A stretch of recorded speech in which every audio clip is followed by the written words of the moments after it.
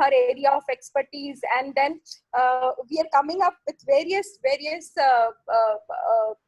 seminars or webinars to be organized for people, for all the students, parents, and our field people, so that we can all join in and understand quite well about disorders. As Daud mentioned, we are all into this all webinars and doing our lectures together. So I welcome you all. Akar has been we've been starting work wise, like say last time we had one full intensive language course with all the speech therapists as participants. Later we had work with we now starting with a complete package on ADHD, wherein the inauguration is done by Dr. Reema. We'll be having further more lectures on solving the mysteries of the ADHD, and we'll have a complete understanding towards how the disorder works, how does the brain work, and what kind of therapeutic intervention we can expect. Dr. Reema today is going to talk a lot on the diagnosis part. Now, a lot is been written about diagnosis in for a little older group, like after 5 most of the diagnosis is being done. So it's pretty easy. It is pretty very obvious. There's DSM-5 criteria. There is Indian scale. There are various measures which we can do it. But however, it's very difficult to identify the disorder in young children. Very, like say you want to identify the disorder at the age of 3. You want to identify the disorder at the age of 4. It's very, very, very difficult. Hence, we both of us came in that we would like to know more about the diagnostic criteria in young children, in at the age of 3, at the age of 4, how difficult it is to diagnose. And Reema being attached to Prafulta, which is also attached to various schools, and it works in the scholastic area, it becomes very easy for us to give an insight on this disorder. Reema, she's done her bachelor's from Sion Hospital and her master's from All India Institute. So over to you, Reema. We look forward to your understanding about the diagnosis part. Thank you, Chanda. Thank you for giving me an opportunity for the awareness of ADHD. I will start sharing my screen, and then we start. One sec.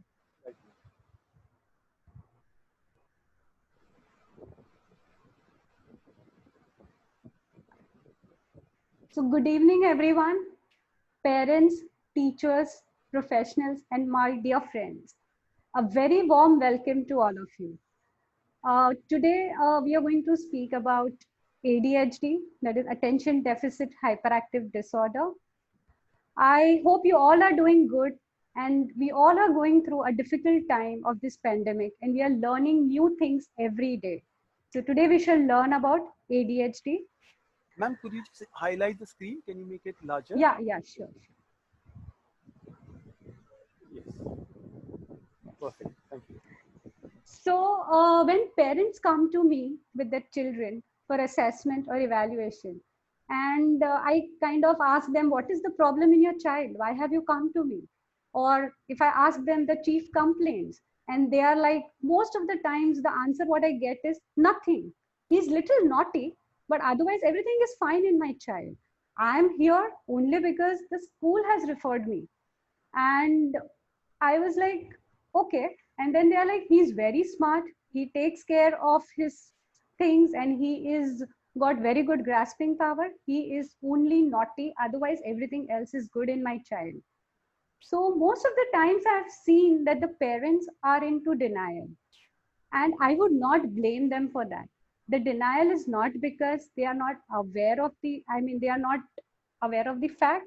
It's not because they do not want to accept the fact, but because they are not aware of the fact. So let's dig into this topic more to understand the difference between a naughty child and an ADHD child. Okay. I think we have a very mixed crowd here in this group, in this talk. So I would like to start with the basics of ADHD first. And I want you all to know certain facts of ADHD. Okay. So let's start with the definition first.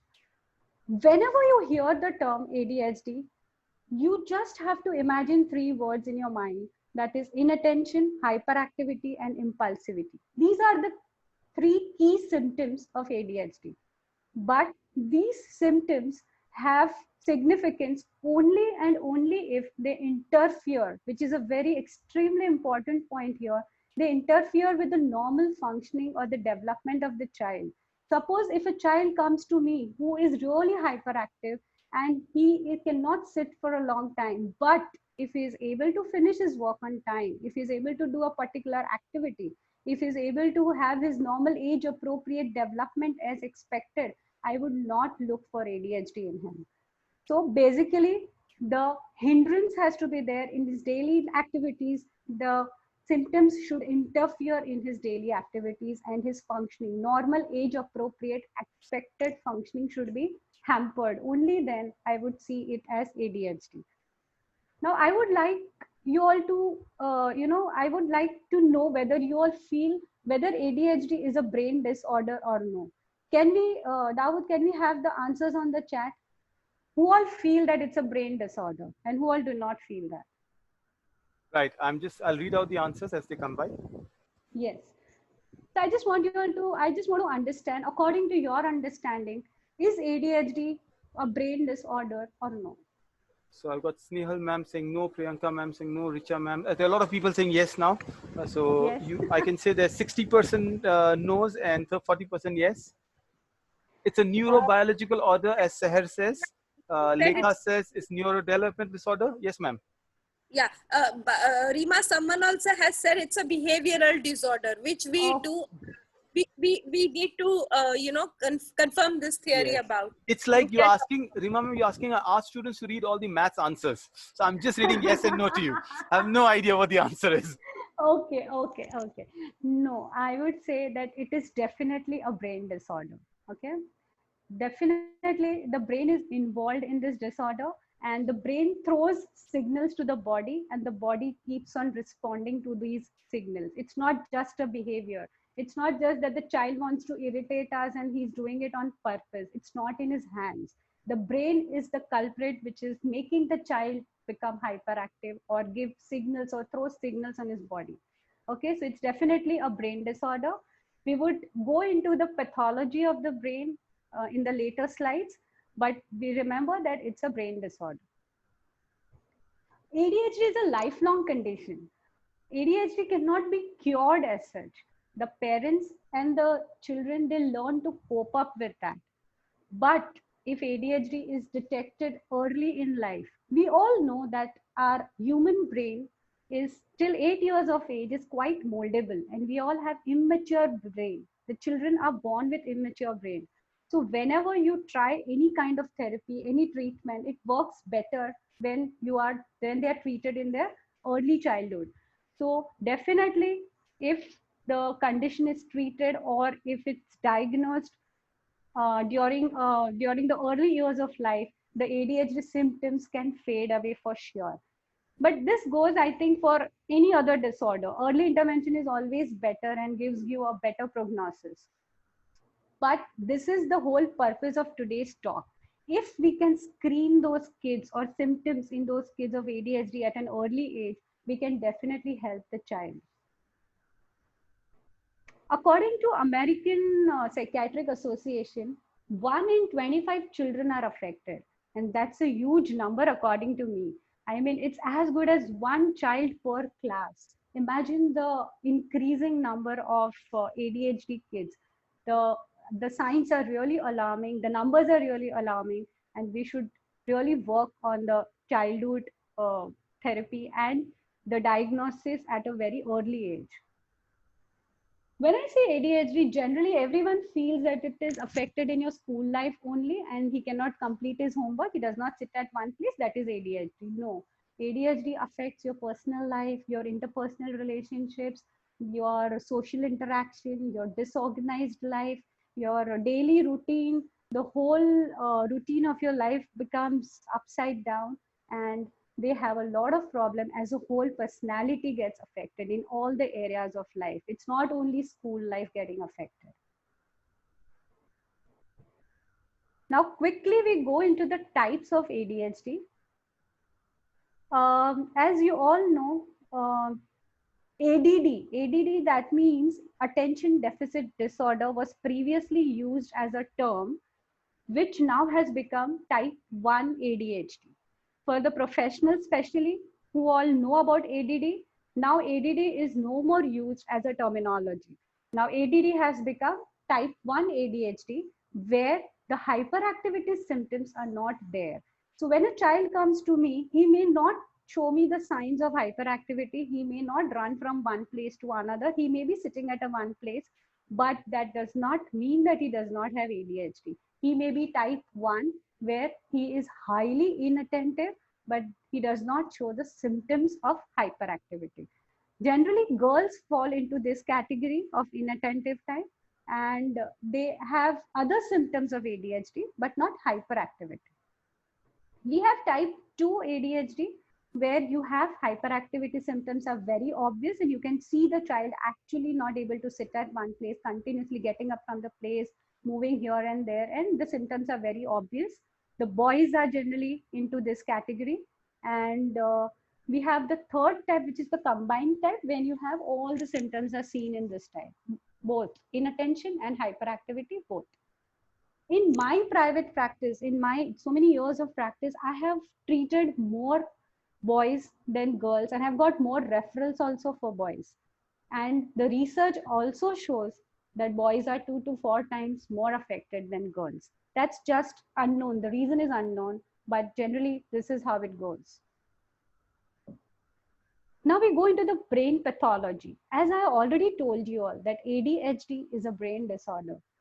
Guys, please ignore the slides of the brain if it is going too heavy on you all, because I already mentioned that it's a mixed group today. So I am going to go into the details of brain also. So it's seen that the brain with ADHD is little smaller in size than the healthy brain. And there are all the areas of the brain are affected. We all know that we have 4 lobes: the occipital lobe, parietal lobe, frontal lobe, and the temporal lobe. But in that, the main lobe, overall the brain is reduced in size. So automatically all the areas are going to get affected. But the main area or the main lobe which is affected is prefrontal and frontal cortex. On the left side of the figure, you can see the prefrontal cortex of the brain. So this brain part is highly affected in ADHD. And if you see the symptoms or the functions of these this brain part are attention, behavior, judgment, and emotional responses. So you need to remember these functions only because these functions, we are going to see them as symptoms in the child. Okay, we go ahead with the brain slide.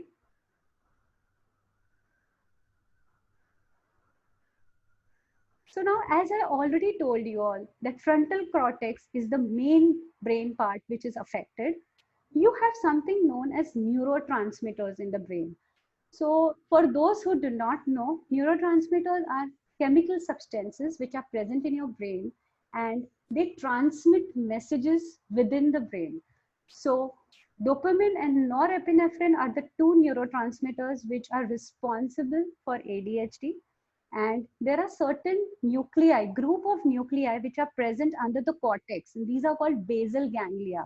And amygdala is the main basal ganglia which is affected in ADHD.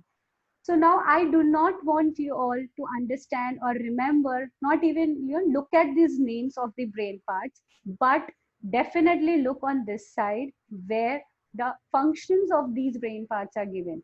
Because according to these functions, the symptoms are going to get reflected in the child. So if you go through these functions of these brain parts, you would find that the attention, behavior, decision making is a problem in them. They cannot plan a schedule. They cannot stick to a schedule.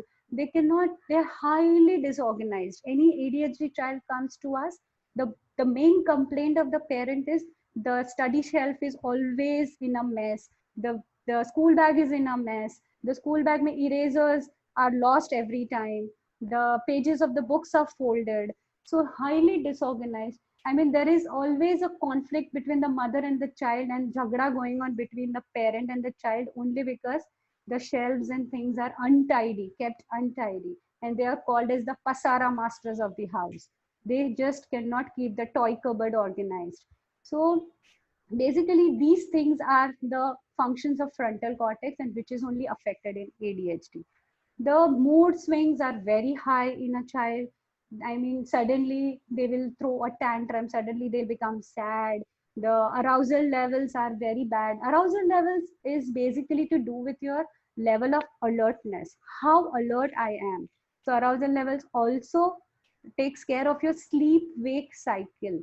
So if you speak to a parent of a ADHD child, she will definitely tell you that he has lot of sleep issues. He doesn't go up to sleep fast.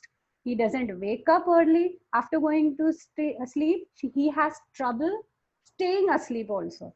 So a lot of sleep disturbances are found because this arousal center, the sleep wake cycle of the brain is affected. And the last one, amygdala, oh, that's called the emotional center of the brain. All the emotions of our brain are concentrated at that center, and that's why it's called the emotional center. But amygdala is also affected in ADHD. So imagine the amount of emotions affected in an ADHD child. So ADHD is not only about hyperactivity, but lot of emotions, lot of disorganization, lot of attention and behavior, and lot of sleep disturbances also. Now we would like to go in the causes. Let's see what are the causes of ADHD.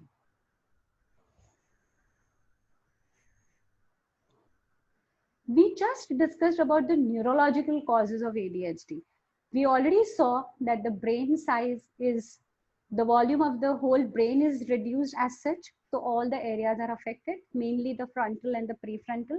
The neurotransmitters are also lacking in ADHD child. And the third is the amygdala and the basal ganglia, which are affected. The neurological causes, we have just gone through them. Now hereditary, yes, very important point. ADHD runs in the family. Okay, whenever I take history, very commonly mothers tell me, उसके पापा भी ऐसे ही थे, वो छोटे थे ना तभी ऐसे ही मस्ती करते थे, अभी ठीक हो गए. So the grandparents also give us the same complaint that my son was also like that. So once he grew up, he's fine now. So, and it's, the research has shown that it's 74% of genetic contribution in ADHD diagnosis. So basically, I am again stressing on this hereditary part, because when you suspect a ADHD child, you should dig into the history, the family history. You will get some uncle or mother or father who would have had similar symptoms in their childhood also. It runs in the family. So it's a very, very common complaint. वो भी ऐसे ही थे, वो भी बहुत मस्ती करते थे. You know, so that's a very important point. It runs in family. Now the medical causes. For those who do not know what is prenatal and natal, prenatal is the period of pregnancy of a mother, and natal is the period of childbirth. So when prenatal causes, like if a mother is an alcoholic, smoker, due to any reason, in India, these chances are little less, but otherwise, you know, prenatal causes can be mother having bed rest due to any complication or whatever. So all these things may lead to any complication during pregnancy to the mother, can lead to ADHD. And the natal causes, that are the child, that the difficulty during childbirth. The child can be prematurely born, the child can be low birth weight, the child did not cry immediately after birth.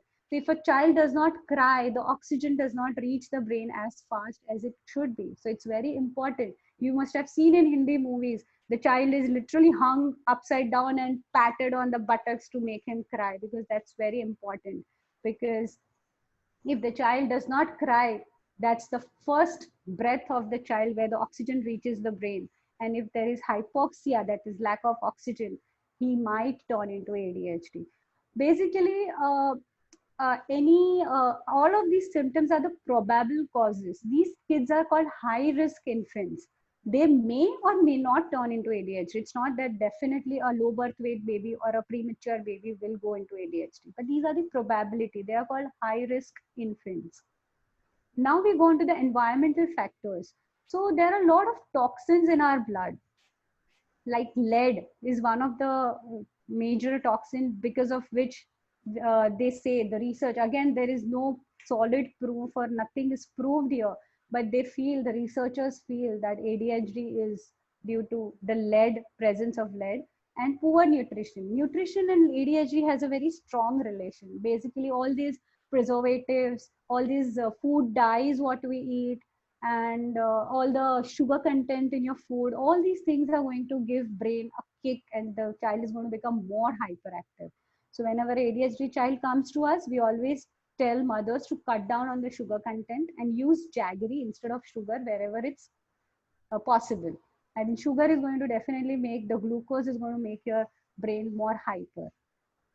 So till now, we have covered the causes, types, definition, and the brain pathology. I hope you all are in sync with me, because I feel as if I'm giving lecture to a wall right now, Dawood. I mean, I do not know who has entered, who has not entered, and what is happening inside. I am just talking to my screen. No, all going good, all going good. Yeah, it's going perfect. Yeah. So is it going heavy? Insightful. Sorry?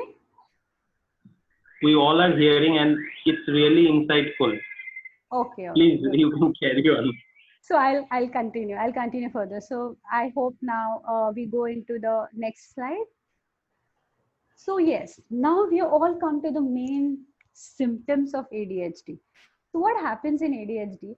You look for, everybody knows low concentration, attention span, energy levels are very high, and the child cannot sit at one place. Very, very commonly seen symptoms. Everybody, whoever are working with children will immediately relate to these symptoms. So when I say symptoms, I would look for these three things. So the first thing is low concentration and attention span. So in that, I mean, how do you check the concentration level of a child who is not even still going to school? Forget 3 years. I mean, 4 years, they are in junior KG. So forget 4 and 3 years. I am talking about a 2-year-old child where he is not even started attending school. How would you check his concentration level? He'll keep on changing toys. He will not be able to sit with one toy particularly. He will play with this, then again he'll go there, and he will not, stick to one toy. Same thing, a little older child will not stick to one activity per se. He will do coloring, half coloring chhod diya, then he'll go to some other toy. He'll walk around in the room and then do something else. So none of the things, none of the activities are completed. Okay. So now, and they also have difficulty in following instructions. It's a big time problem with them. So whenever you're talking to them, you feel that he's not even listening to you, and you call them for dinners 10 times and he will not come for dinner. He is still busy doing his work. You feel as if he is giving you a deaf ear, but it is like the instructions or your voice is actually not getting registered in his brain. And other things are like, when in the classroom, when you tell them, okay, the worksheet is like, color all the alternate circles, and he will color in all the circles, because the child has heard about the coloring part. He has not heard about or registered the alternate part of it. And mind well, this child does not have any issues in grasping or concept development. He understands the concept of alternate circle, but he has not registered the information of coloring the alternate circle.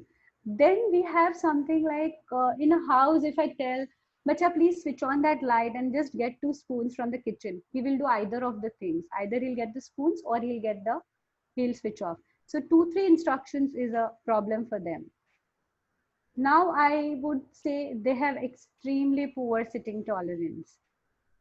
Now I want to wake up my participants. So I want all of you to tell me, in a toddler, what sitting tolerance do I expect? Which activity do I expect them to have a sitting tolerance?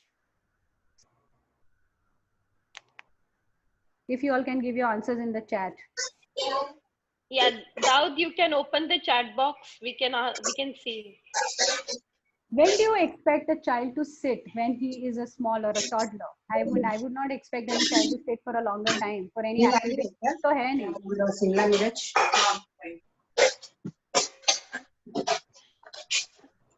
while eating, while feeding. Okay. That's playing with the clay. Yes. Story time. Yeah, that's good. That's good. So while eating, while playing, feeding, story time, eating. Perfect. Like, perfect. So mostly the answers are coming as eating, playing, and during a certain activity time. Okay. So we mute everyone again.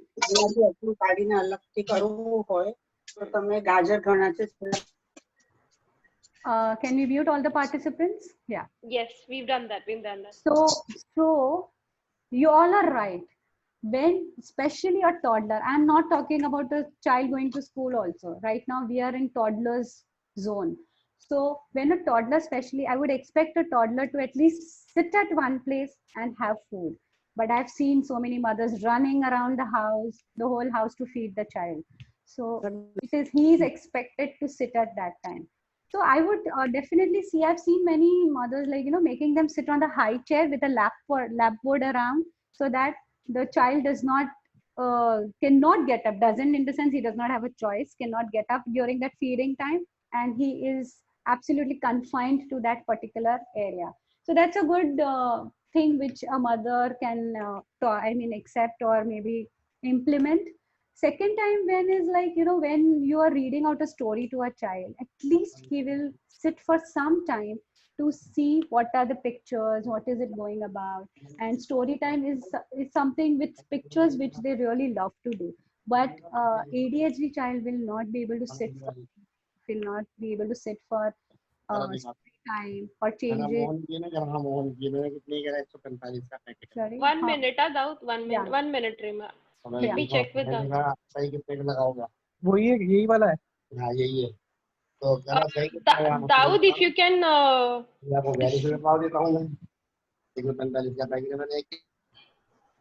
Yeah, carry on. Rima, carry on. So basically, sitting tolerance is needed at that time. And of course, you all know, in a school setup or when the child starts going to the school, you need him to sit in the class with others. You cannot just move around in the class. But I have seen my junior KG kid actually, jumping on the teacher's table and jumping down on the floor and going out of the classroom. And she was found from the 4th floor of the school. So it was very, very lot of energy in the child, and they cannot sit at one place. So sitting tolerance is one big thing. And during assessments, if you ask me, I have actually logged my rooms of the assessment, because the child wants to go in and out n number of times, and I cannot. It's so disturbing. So I have to actually log the rooms, and then I have done the assessments of the child. That's very obvious hyperactivity, which they have no sitting tolerance. The next is, okay, if जबरदस्ती बिठा भी दिया child को, okay, the parents have said, doctor aunty को मिलना है, behave well, don't move around, and the child is sitting, and when he sits at that time, he is extremely fidgety. Even though जबरदस्ती बिठाया है, he will not sit still. He will be extremely fidgety. He will be fidgeting with the eraser or whatever things are there on the table, and he will take a pen and do tick tick tick tick all the time. He will be moving his legs all the time, shaking his legs all the time. They just cannot sit still, even though they are made to sit compulsorily. Mental preparation करके आते हैं parents, but I can see that restlessness in them when they are really struggling to sit at one place. They run excessively, they talk excessively, oh God, they interrupt. Very major complaint by a mother again. Whenever I'm on the phone, doctor, she always interrupts me. He always has a question when I'm talking on the phone. He just cannot wait till the time I hang up my phone. So this is all impulsiveness of the child. Excessive talking. Don't underestimate excessive talking in a child.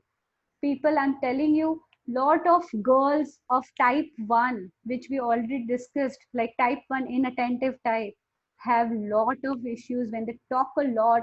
They tell us 10 minutes ka talking kiya, and you get only 2 minutes ka information from them. They run around the bush. Ye hua, wo hua, flight of ideas. In the thoughts also, there is no stability, no sequencing. They will run from one topic and jump over to another topic. So they have lot of talking. So don't underestimate, excessive talking is also a part of ADHD, especially seen in girls and type 1 inattentive type of ADHD. Now we have sleep disturbances. As I already told you, sleep is a very, very important symptom. So they have a lot of disturbed sleep. they have bedwetting, they have lot of movements during, वो बोलते हैं, like parents tell us, बहुत हिलता है सोने के time, he does not sleep, शांति से सोता नहीं है. So that is like, you know, a lot of disturbed sleep. They will talk in the sleep a lot, they will walk in the sleep sometimes, and sleep is also a big time problem. You know, these toddlers, or when they have naps in the afternoons, 2 hours ka nap lete hain. Forget ADHD child, normal child also, when they go to sleep, mothers are so happy. They are like, harsh, 2 घंटा सो गया अभी शांति. But ADHD child will wake up in 15 minutes. He will have very short naps. He will not sleep for a longer time. So that's a very big time problem for parents. Are like, we are tired in the night, we don't, you know, we do not want to stay awake, but the child is not tired. So basically the emotional center or the arousal center, because of neurotransmitters which was affected, it takes time for the brain to go from that waking state to the sleeping state, and from sleeping to waking state. So it's a change of state of your mind which becomes a problem for the brain. That is why a lot of sleep disturbances are seen in ADHD. See, if you go all these features, if you see the symptoms, what I'm saying, you will get all these symptoms in the net. But here in the webinar, you'll be able to understand why are these symptoms present. Okay. So now this emotional dysregulation is a very huge topic. I mean, I can talk on hours on this. But what I'll do is, I will, in the next slide, I'll be explaining you in details what is emotional dysregulation. What happens is, the first two symptoms what we have seen is very commonly seen by all the you know, professionals, and everybody knows about them. But the emotional dysregulation part is overlooked by most of the kids, most of the professionals, and sometimes even doctors do not know about it. The developmental pediatrician.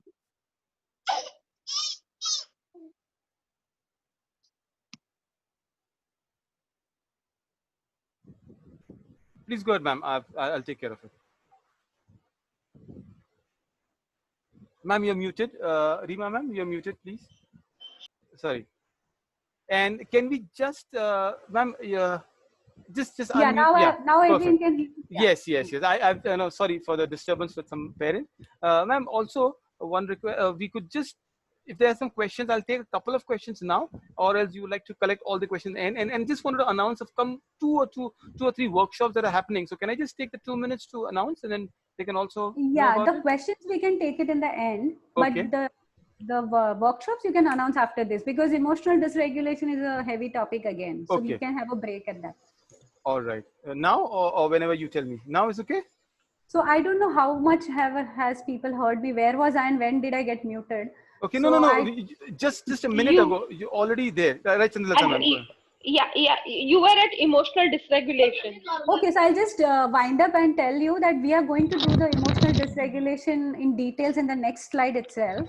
And basically this is overlooked by most of the people, and sometimes by professionals too. That's what I told about emotional dysregulation.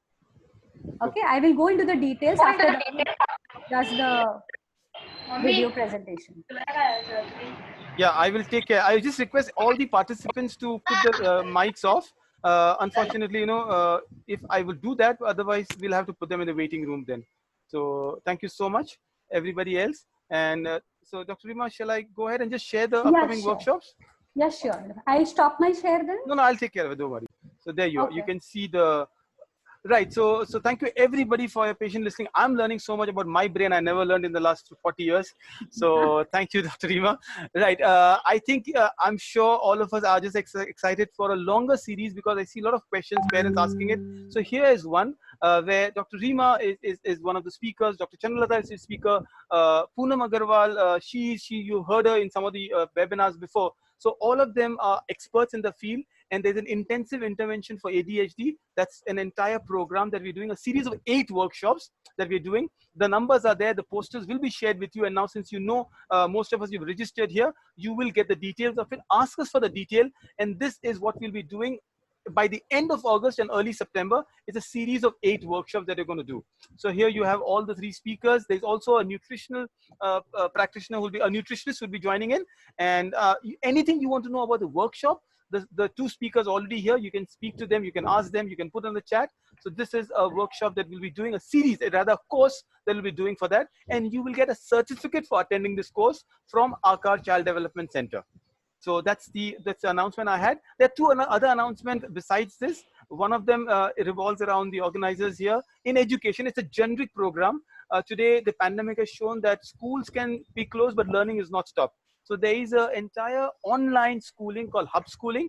That's called the Hub School, or the school on the cloud, which already have started 2 sessions. One, the morning session called the Golden Sparrow, which is more also of a physical class that is after the pandemic. But then there's an evening session, which is immediately after the it is an evening session. It's like an alternate to sending your children for life skills tuition. There's English literature or language class. You can ask about it. Again, the poster and the details are here. I'll put them in the chat also. So this is a professional program which involves math, science, English, and business studies.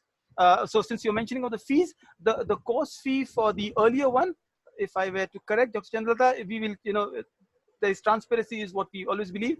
It is close to 2,800 rupees for the entire 8 workshop course. And there is a early bird fee also, which we'll be mentioning that to you. Number 2 is this fee is 2,000 rupees per month, or 5,000 for next 3 months. That's a program for the Hub Schooling. And the final announcement is there is a workshop that we're doing with Colonel and a couple of brigaders who will be coming and addressing the students on 15th August. Remember, all the time we used to go to school and Jhanda chadane ke liye, but this is a fun-filled workshop, more like Rang De Basanti. I'll be hosting it. It's a completely free workshop. I'll put the link here. Please join. It's fun. We'll have a lot of humor, a lot of stories, a lot of anecdotes and quizzes. It's a free workshop, hopefully with Aakar and Sky Education that we'll be doing. So thank you so much for your patient hearing. These are the 4 workshops. I'll repeat. This is the most important one. This is related to your field. The entire course of 8 sessions that we're going to do. I'll give the details and the links in the chat. Over to you, Dr. Reema. Thank you so much, ma'am. Thank you. I will share the screen again. I had stopped actually. Okay. 1 sec. I'll be just there. Meanwhile, I will share the links in the chat for the courses. Okay. So we were at emotional dysregulation. So let us find more about it.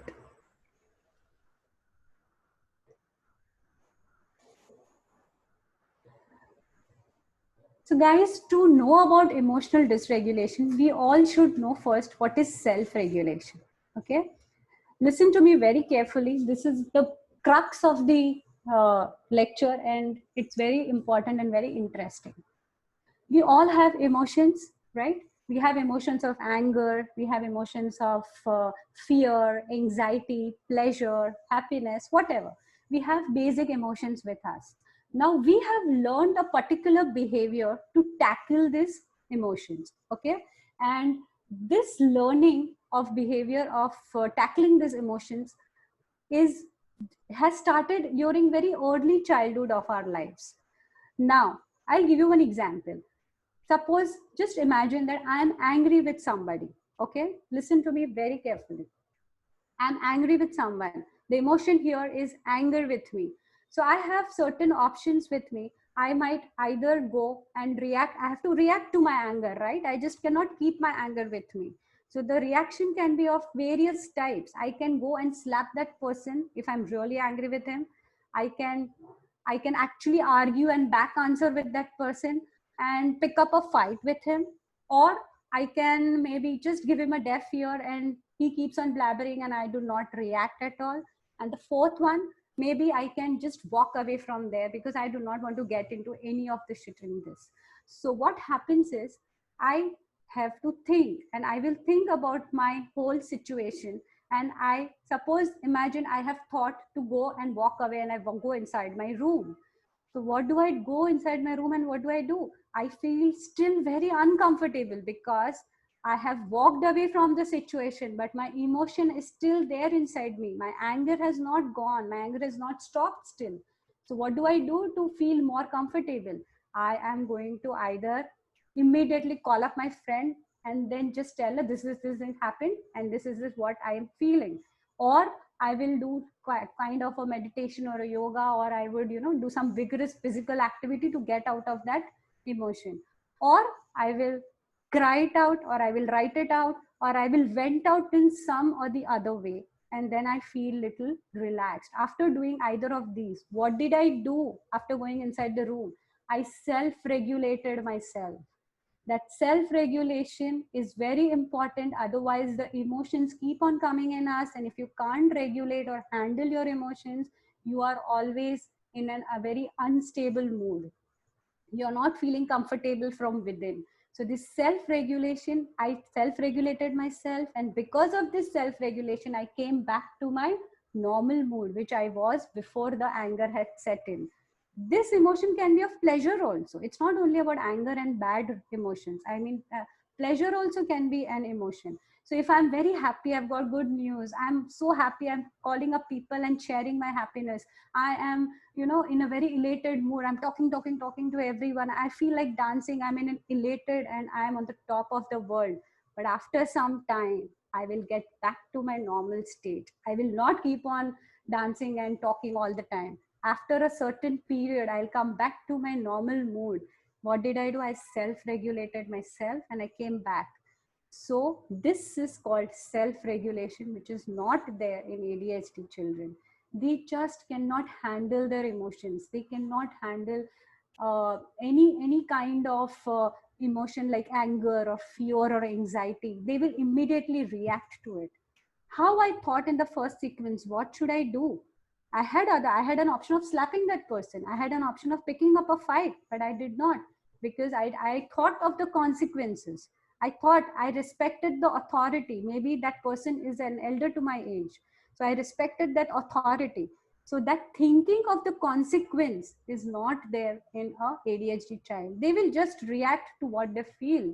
They will jump from a height, and they would not know that they would injure themselves. They might injure the person on whom they are falling. So that kind of self-regulation, that kind of thinking about the consequences is affected when your self-regulation is affected. And believe me, this kind of self-regulation, although it is an ongoing process throughout the life, you are continuously struggling to handle your emotions and self-regulating yourself and making your own self comfortable. But it develops, the development of this self-regulation happens in the peak period is between 3 to 5 years of age. That's the best age of pre-primary school. So now you all know, if there are teachers in this group, now you all know how important you all are for the child whom you're teaching in the pre-primary period between 3 to 5 years of age. You are laying the foundation of their personality at this age. So it's extremely important that a child is self-regulated. Remember one thing in life: if you can't handle your emotions, you will not be able to open your brain to learn new things. So the focus will not happen. You are continuously struggling to, you know, to handle your emotion, and you're working hard to make yourself comfortable. In that, you are not able to focus on what the teacher is saying. You're not able to focus on the new learning which has to come in you. So that is why the focus is a problem. You cannot come back or bounce back to the normal state of mind. Therefore, the crying, the screaming, the tantrums, they go on and for a longer period, which is not expected in a normal child. A normal child can also cry. A normal child can also throw a tantrum. A normal child will also, you know, become cranky. But the difference is the normal child will come back to normal mood or bounce back to its normal state of mind, and the ADHD child will linger on and on with that same matter and will stretch it like a chewing gum, I would say. He will take time to get back to the normalcy. So that is called emotional dysregulation. They are very highly dysregulated. So they have a lot of issues in their social relations. Their impulsive nature becomes, they will pick up a fight immediately. All the mothers are like, you know, with same complaints. ये कभी भी नीचे जाता ना friends के साथ झगड़ा करता है. He can never mix with anybody. He likes cycling a lot because उसमें there is not a group play, because he loves cycle में किसी के साथ, you know, he doesn't have to interact, he doesn't have to talk. Group games are a problem for them. They get instigated very easily. थोड़ा tease किया and then they are like, oh, they flare up. So all these things are because they have not learned the way of regulation. So when I see a dysregulated child, I would see these symptoms in him. This I can be also see one thing. I also see that they are the bully. They bully children. Huh? Means this yes. young, yeah, they bully children. And ADHD bullies others. You know what I have heard? I have a very common in my 20 years. Most 80% of the parents have told me that my child does not get along with a child of his own age. He is either pally with the elders who are pampering him, or he is pally with the children who are younger to him, because they can bully them. You know, they at that same age में कभी भी उनका नहीं पड़ता. He never spends time with children of his own age. And if they try to bully, and if the सामने वाला person does not get bullied, he immediately loses his temper, because regulation तो है ही नहीं, and then he'll pick up a fight. And then always the interpersonal, and when they grow up also, in adults also, we have seen that interpersonal relationship is a big time problem. Okay, so these are the things generally we have. Just he screams and cries a lot. So when I say these symptoms, these are for a longer period, as I already mentioned to you all. They throw things, frequent tantrums, एकदम cranky baby. You know, sometimes you see a baby and you say, oh, he's such a cheerful child, कितना happy child hai. Only he will cry only when he's hungry and sleepy. But sometimes these, like ADHD, who are not very much regulated, they keep on crying for small matters. We call them rotudu hai, ek number ka rotudu child hai, when they come to us. You know, so this is what happens. They cannot bounce back. Their problem is cannot bounce back to normal state of mind easily. Number 6th symptom is the main reason for this. As I told you all, you get the symptoms in net, but you will not know why are these symptoms happening. Okay, so now can we, is this thing very much clear in your mind? There is one very beautiful experiment or the study done of marshmallow test. Most of the professionals must be knowing it. Where the children of this kindergarten were given marshmallow. The whole class was given these chocolates, marshmallow, whom of course they love it. So they were told that you can eat this marshmallow, one marshmallow if you want to, or if you wait for 15 minutes, you will get 7 more marshmallows. So then they were given a choice, either eat one right away or eat 7 after 15 minutes. The choice is yours. So the study showed that the 30% of the kids opted for eating marshmallow after 15 minutes. So those kids who waited, who had a good impulse control, who had that self-control and willpower, they were studied throughout. The studies, they were kept under observation, and it was seen that they easily passed their entrances. They had very good interpersonal relationships. The anxiety and the fear levels were much lesser in them than the others. And finally, they had a lot of success. They were more successful than the other group. So this marshmallow was a very important study which was done. And believe me, it was done in the kindergarten, because as I said, the peak period of self-regulation is in the kindergarten. That's the basic, that's the foundation of your personality. If anything goes wrong there, then there are high chances that the personality can get affected in future. Right. Ma'am, we almost close to an hour. Can we take some questions? Okay. Would that be okay? You can, you can go ahead. Just start. I'll inform you. Okay, we can take questions. No issues. Okay. So I think this is your marshmallow, everybody. What ma'am is referring to about instant gratification, something amazing that Walter Mischel has done. I'm a great fan of Walter Mischel, who did this test in Stanford. And we leave you with a marshmallow. There's a course coming up. So I got a lot of private questions here. So ma'am, could you just share a little bit about the course that is happening probably by the end of this month? The eight workshop series. Dr. Chandralata and Rima. Hold on, I'll just, can I unshare the screen so they can see both of you, ma'am? Can you undo the screen share, ma'am? Yeah. Okay. Yes, ma'am, please. So this 8-part series in which Dr. Rima is one of the featured lecturers for this. It's more about understanding, like today we are going to talk a lot about the diagnosis part. How do we diagnose the child? However, the intervention is the most essential part after diagnosis. And most of us that I come across, or the groups that I'm attached to, there's a lot of questions among parents, okay, we've been diagnosed. Most of them know we've been diagnosed, but what to do after that? How do we go about? So what are the simple structured exercises that we can carry forward with the brain, which will also be presented by Dr. Reema? Then we'll be having a positive parenting session wherein they would be talking about the entire how to how to reinforce the positive behavior, and how to how to handle the negative behavior. Sleep and routine is, I suppose, the most difficult part any parent is facing. So we will be having a complete session by another doctor about the sleep and the routines. A part shall be taken by Dr. Reema, and sleep will be mostly taken up by another pediatric doctor, so that we can talk in length about how to work on their sleep and on their routine. Another most important part is about the nutrition. Most the recently when I attended the international conference, they spoke a lot about supplements in terms of omega-3. They spoke about fish oil. They spoke about other supplementary diets, a protein diet, which even Dr. Reema said that there has to be they should be on a low sugar diet. So what kind of a diet should we give a special needs children? So that is what we'll be talking to on our nutritionist panel. She'll be talking to us about it.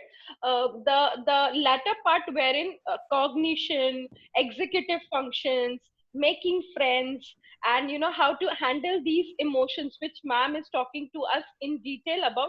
We will be discussing this in detail. We'll be talking to all the parents, all the professionals in detail about these subjects, so that we understand what. See, when it comes to reading, you may understand, as Dr. Reema also suggested, that you may understand the symptoms, but where the symptoms are originating from, where the symptoms are coming from, and how do I handle these symptoms? These are the major things that we will be looking into in our workshop.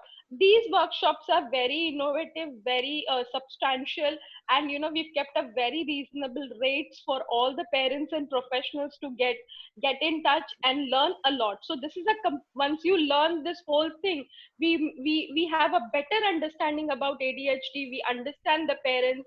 We know what to speak to the parents about positive parenting. We know about what to tell the parents about diet. So for professionals also, it is equally important to understand, what do I tell this parent, what do I inform this parent, what kind of a diet the child should have. Okay, the doctor has given me these supplements. Are these supplements important? What is the implication?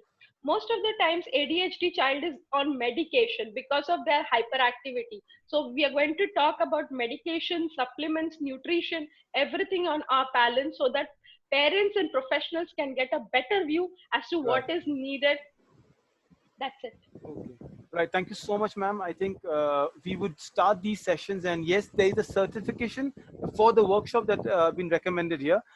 Any questions for Dr. Reema? Any questions, Dr. Chandra? Please go ahead. We have a couple of minutes to take a few questions. Okay, there is a question from Jasmine Anthony, which says, will the dysregularity in emotions lead to, or rather the question, Dr. Reema, is what will it lead to, dysregularity in emotions? Mr. Jasmine is here. Is that, hopefully I'm putting your questions right, sir? So basically when the child, the dysregularity in the emotions is, see, we are going to have these emotions throughout our lives. So throughout we have to handle them, and basically, what do you say? You can, it's going to be coming to you all the time. So if you're not regulated, so if you're asking leads to in a child, he will not know, he will be very impulsive, he will lose his temper anytime, he can hit anybody, he will have spoiled relationships everywhere, and he will be a loner, withdrawn kind of and if you're talking about an adult will have their interpersonal relationship issues. He will have a lot of issues with his colleagues, with his family members, and he will always feel disorganized because they are very disorganized. Sorry, go ahead. I'll mute it. Yes, so basically the thing is, depending on the age, the dysregularity of the emotions are going to definitely hamper your progress and your overall personal life. Okay, thank you.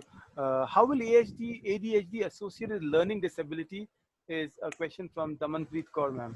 Yes. So ADHD, we will, now the next slide I was going to talk about was about sensory integration and the learning part of the child. So one of the major symptom of ADHD is the child cannot focus and concentrate. So that leads to learning difficulty. Ma'am, based on the request from a lot of participants, you want to continue? We'll take up another 20 minutes of the session if you wish to. And Dr. Chandralata? Yeah, I think I can finish in 15 minutes now. I'm almost like 2-3 slides more and we are done. So please go ahead, ma'am. Please go ahead. I think. Okay.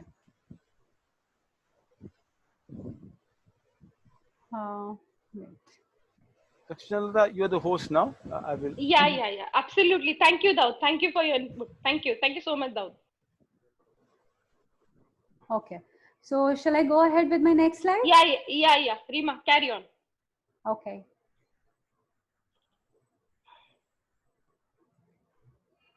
I don't know why it's not going. One sec. It's not going ahead. Wait.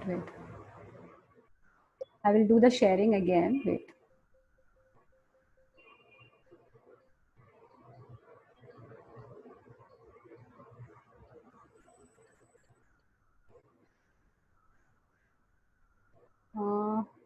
Why is it not going ahead? Wait.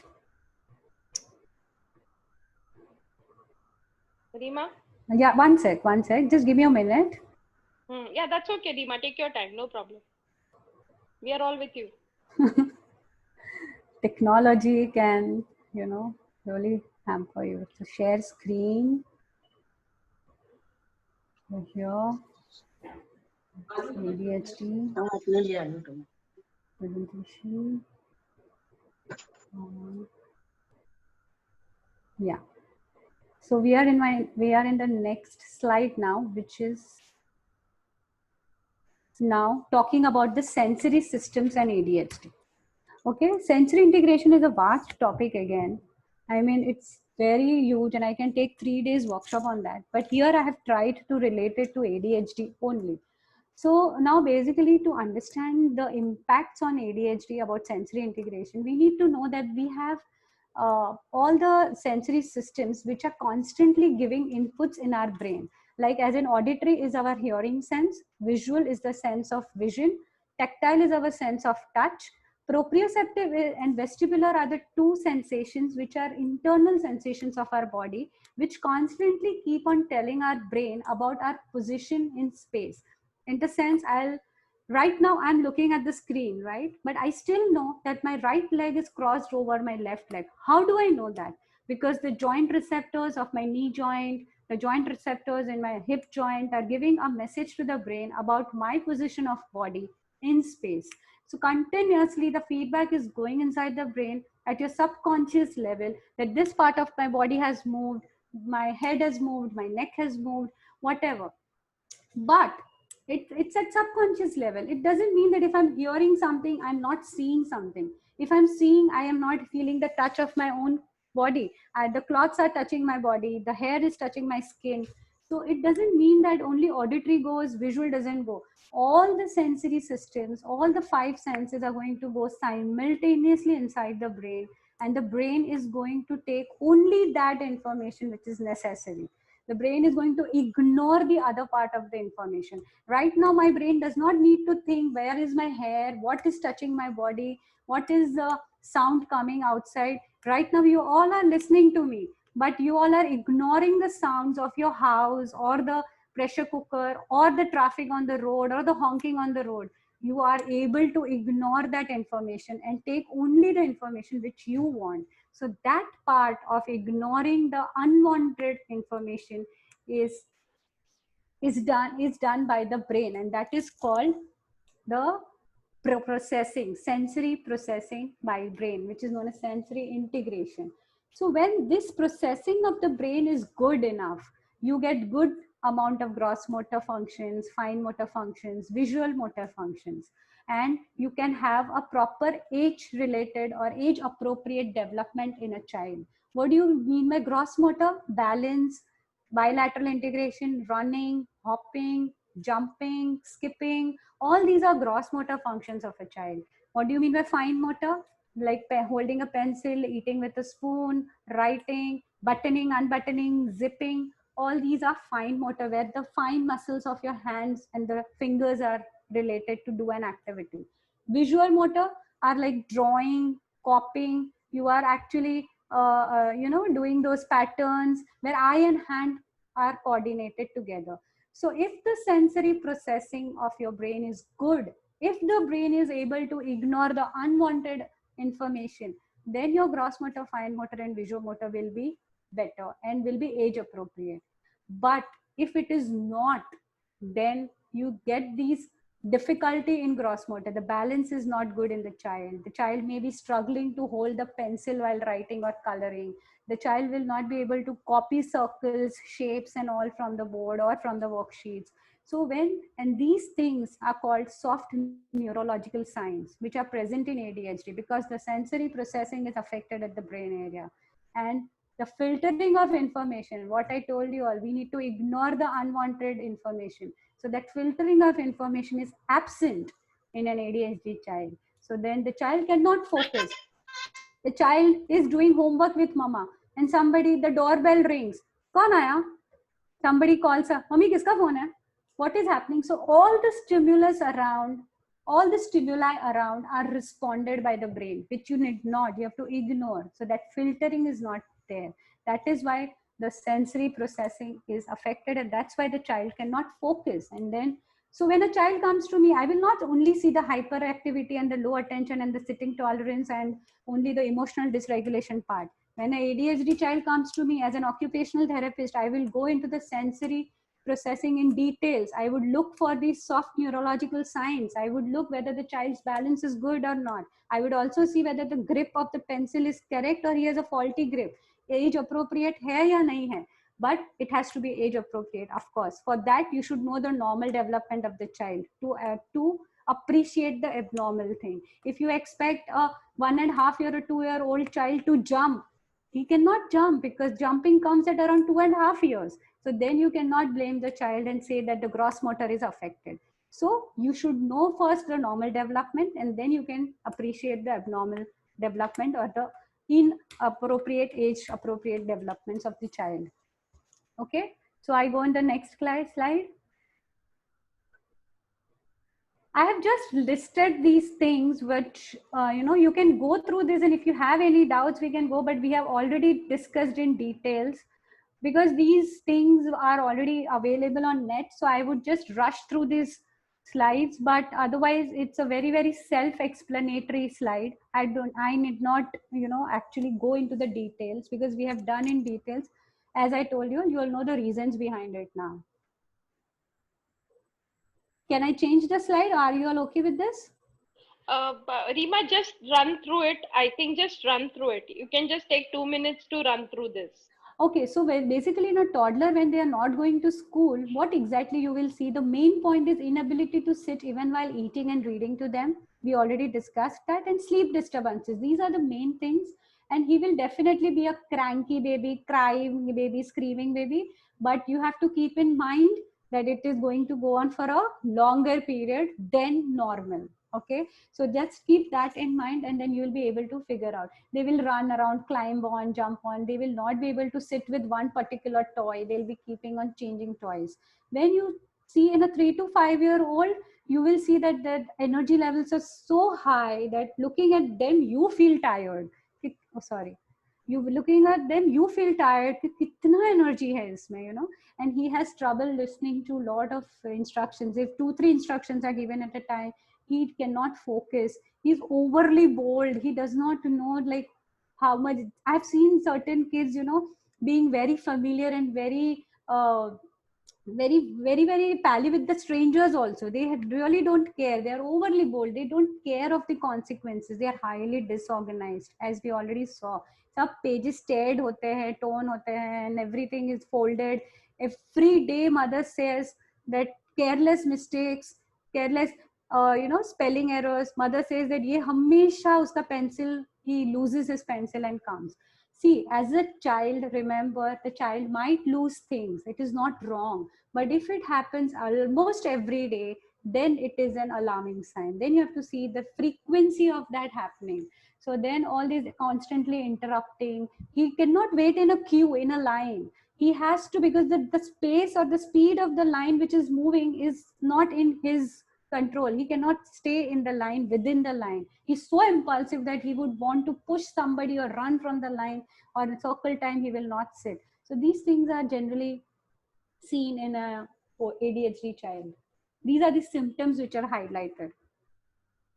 And as we saw, that difficulty in gripping a pencil, copying shapes, overly bold behavior. So all these things, balance and hopping is also affected. A 4-year-old child comes to me, and if the child cannot hop, I would definitely think of gross motor, difficulty in gross motor functions. If a child, mama says he cannot, zip up his pants, or he cannot do buttoning, unbuttoning at 5 years of age, I would definitely think of a ADHD symptom of fine motor functions. So depending on the age, you should be able to appreciate what the child can do and what the child cannot. Now we have seen a lot of signs and symptoms. We saw about emotional, we saw about gross motor, fine motor, everything. We saw about all these low concentration, everything. But still I cannot label the child as ADHD till the time if these 3 criteria are not fulfilled. First is the functional performance. As I said, in spite of having all these signs, the child can be just hyperactive, but finishing his work, he is organized, he is able to have good relationships with his age group kids. Then if he is good, age appropriate development hai, and hyperactive hai, I will not go for ADHD. The functions have to be impaired. He has to have incomplete work. He has to not finish his activity, and then only I can think of ADHD. The time frame is also equally important. It's like minimum 6 months. If you go to a psychologist, here I think we have a lot of counselors and psychologists, minimum DSM-5 classification says that the symptoms should last minimum for 6 months or more. अभी किया है, पहले तो अच्छा था, खाली 2 महीने से थोड़ा हाइपर है, then I cannot term him as ADHD. Minimum 6 months the symptoms should last, and minimum 2 settings. What do you mean by 2 settings? See, if a parent comes and tells me, doctor, he is good at home, but in school उसको पता नहीं क्या होता है, मेरे साथ अच्छे से पढ़ता है, but in school he is very hyper, then I would not term. At least minimum 2 settings. If he is hyper in school, he has to be hyper at home, he has to be hyper at community, in the community setting also, like restaurants, like going to the parks, going to the malls, everywhere he will be hyper. It's not that ek jagah pe hyper and the other setting he is not hyper. So minimum 2 or more settings he has to show these signs and symptoms, then only you can diagnose him as a ADHD. So it's like, I've seen many parents, again, a very, very common complaint.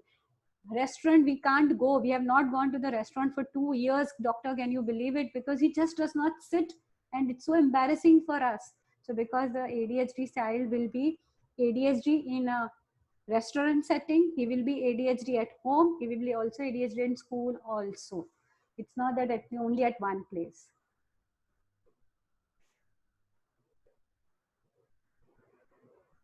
So when I say hyperactivity, it is just a symptom. That does not mean that every hyperactive kid is ADHD.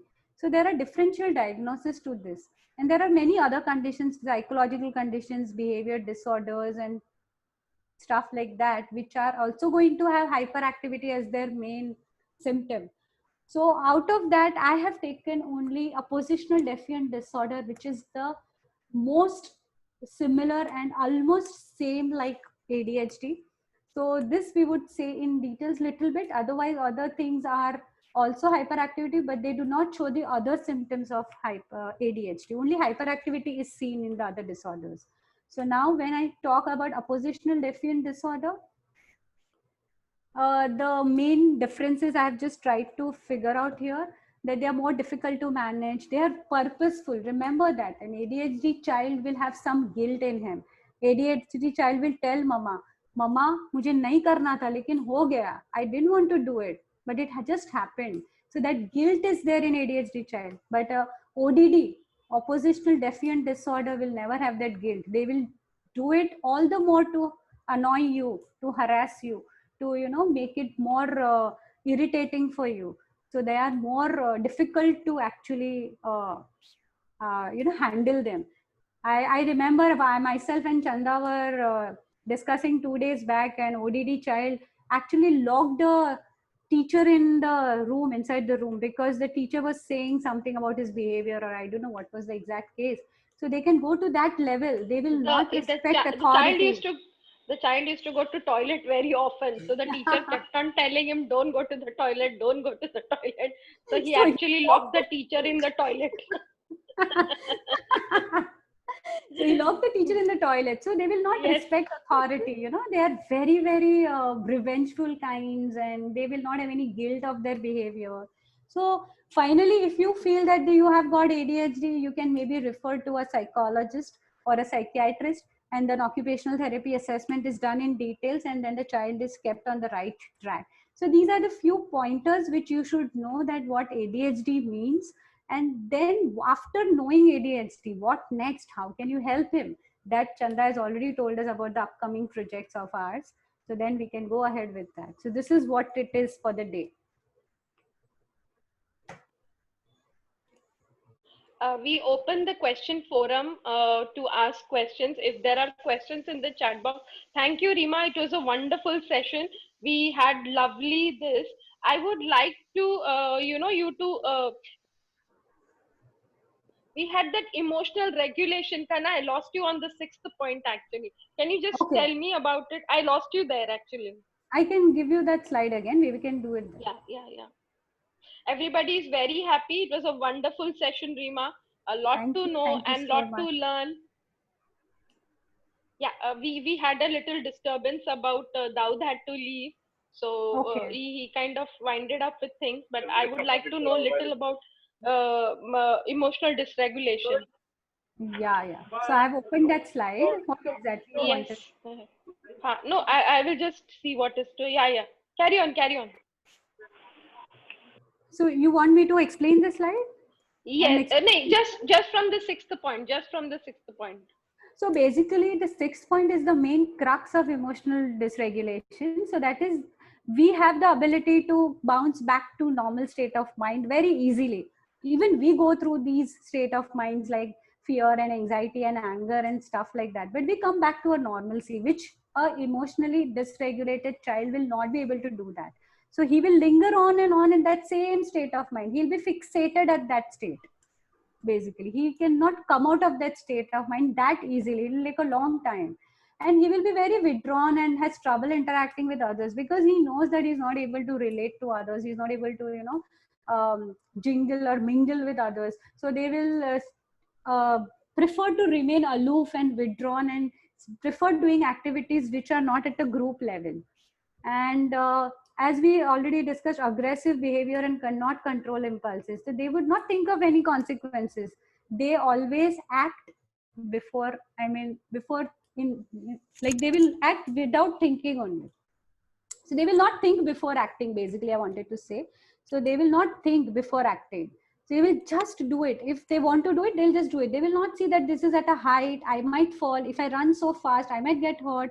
There is a table at the level of my forehead. I might bang into it. They will just not think before doing anything. And sleep disturbances are a big time problem, as we all know about it. This recording of this session will be available on Aakaar Child Development website, so you all can download it from there. It's a free session, so the recordings shall be available. We have already recorded, so not to worry. Plus, we've also given you we are giving you a checklist, a short checklist made by us, and as in a takeaway. Parents who have attended and parents, teachers, therapists who have attended to today's session shall be getting that checklist for working up with the parents and other parties with their children. So that also is taken care of. Apart from that, the regular course which is coming up about the 8-part series, we shall be sharing the details from Sunday tomorrow onwards, and you can get back to us for that. Okay, Rima? Okay, thank you, Chandralata, so much. I think for that Questions? Yes. Yeah. Tell me. So we are getting good responses, and we have all the participants are pretty happy, so we can wind up for today.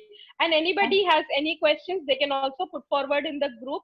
I shall send it to Dr. Reema, and she will have a look at it. Thank you so much, everyone, for participating. Yeah. Thank you, Dr. Reema. It was a wonderful session. Thank you. Welcome. My pleasure. Yeah. Chalo.